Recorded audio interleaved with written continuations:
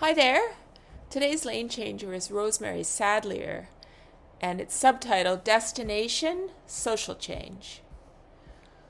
Rosemary Sadlier's lane crossed mine because she volunteers her time interviewing candidates for the Diversity Scholarship program offered at the Co-operative Housing Federation of Toronto, where I work.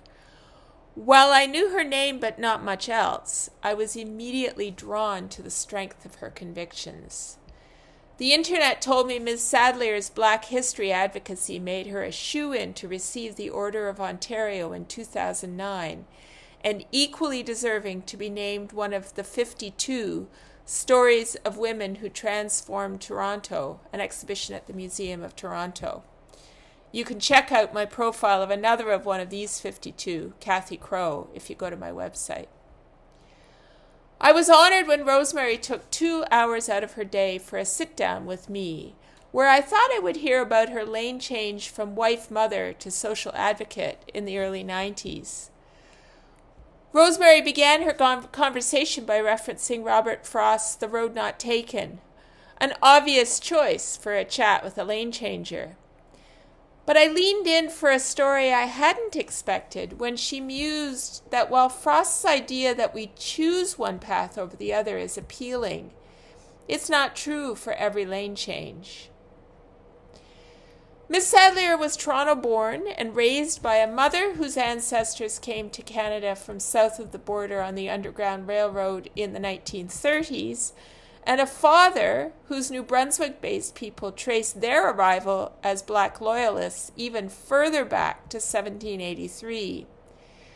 Despite those deep roots, Rosemary had the experience of many modern-day newcomers, having the only Black face in her class pictures. When her parents adopted her as sister, Rosemary aspired to work in the social work lane at the Children's Aid Society. Despite her master's in social work, her CAS job application was denied, leaving Rosemary frustrated. Black people seemed fine for the role of client, but the lane was closed to Black professional staff. By this time, Sadlier was married, and before long she had 2 kids and then 3. She longed for adult contact and so began volunteering with the Ontario Black History Society, or OBHS for short. Founded in 1978, the OBHS was the first major public organization in Canada focused on the history of Black people. When, a couple of years into her volunteering, the then president approached Rosemary's husband to consider joining the board, Rosemary put up her hand instead. After all, she was already involved, not her husband. Once on the board, Rosemary was trained to do Black History Month, or BHM, presentations, creating a scheduling dilemma for the young mother, but one she was prepared to manage. Every February, she sped from radio interviews to schools to other public institutions, increasing awareness of the rich history of Black people in Canada. In the fall of 1992, she was appointed the board president. There wasn't time for a good handover of presidential duties before she was into the hurly-burly of BHM planning for the next February. The organization missed Toronto's deadline for the request for the BHM proclamation. She called in favors and got it issued, but she knew this couldn't happen again. BHM had to be enshrined in the city's annual calendar. With Rosemary's passion and persistence, she achieved that goal. By 1993, she got the provincial formal declaration, too. That just left the feds.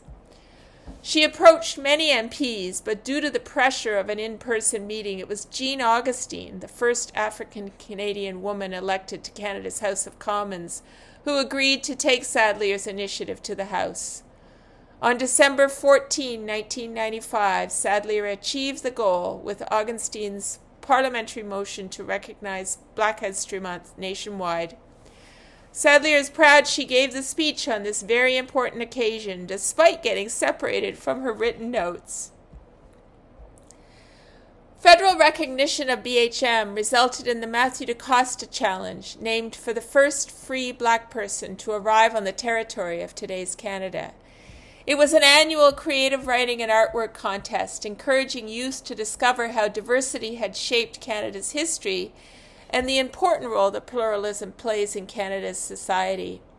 Rosemary sat on its selection committee for a time in her capacity with OBHS.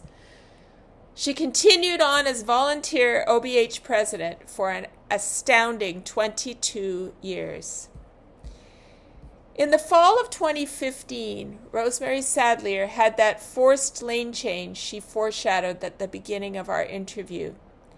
It resulted from what could best be described as a traffic jam in all aspects of her life. First, her widow mother declined into dementia and required Rosemary's support. Second, with their relationship suffering from the different lanes she and her husband occupied, he asked for a divorce. And third, the OBHS board had attracted directors with agendas different from the mandate of the OBHS, which Rosemary had followed, and they ousted her as president. With heavy demands on her personal time, depleted emotional stores, and a wish not to destroy the organization she'd worked so hard to build up, she walked away. Unsurprisingly, along Sadlier's new lane were all the signposts of grief. She was no longer the face of an organization she'd cared passionately about for decades. Newly alone, the mother of adult kids with their own lives, and mourning her mother's death. When the financial untangling with her husband led to the sale of the matrimonial home, she was fortunate to have her mother's condo to move into, where she still lives a decade later. Luckily, the profile she attained in her OBHS role allowed her to become her own business, speaking on issues of Black history, writing an impressive shelf full of books, including several for children, and doing DEI work. How'd Rosemary develop the strength necessary for such an impressive bounce back in the last decade? She's not the first lane changer to attribute that to her parents. As challenging as it is to be a person of color in Toronto in 2025, it sure wasn't easy in the middle of the last century either. But they just got on with things, knowing they didn't have a choice. Rosemary describes the trait as good stubborn. If she thinks it's important, she'll see it through. That's certainly been evident throughout her life, but perhaps never as much as now, when she acknowledges she'd be better off financially if she'd made different choices on life's highway. But she doesn't dwell on it. She's getting by and grateful to have her mother's downtown condo to her name. Will Rosemary have another lane change? She doesn't rule anything out. After getting her BSW and MSW right out of the gate, she's gone back to school twice, first for a teaching degree and then later to work on a PhD where she's ABD, all but dissertation, and has been for more than a decade. She'd like to get back to it one day, though, to continue researching and documenting the role of Black women in history and now. A lane changer's work is never done, and Rosemary Sadlier is still trying to bring about the changes that would make this the place she hopes it can be. Thank you for watching.